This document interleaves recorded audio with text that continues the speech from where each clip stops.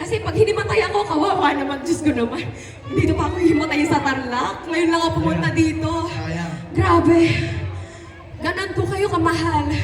Sa mga hindi nga po pala nakakilala sa akin, ako nga pala si Queen Manny ng All-Star Production and the Siblings.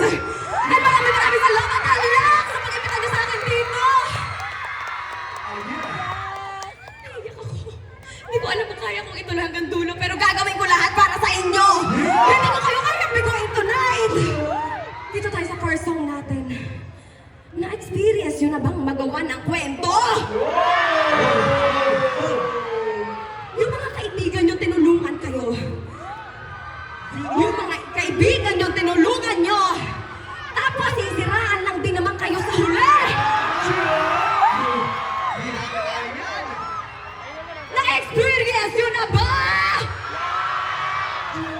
Kasi ako ramdam na ramdam ko yan eh. Gusto kong kantahin to ngayon.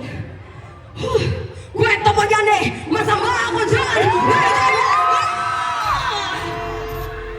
Kwento mo yan eh! Masama ako dyan, oh! Malagpag! Salamat na mga malagpag sa buhay namin! Kailangan namin na nagalihan nyo! Let's go!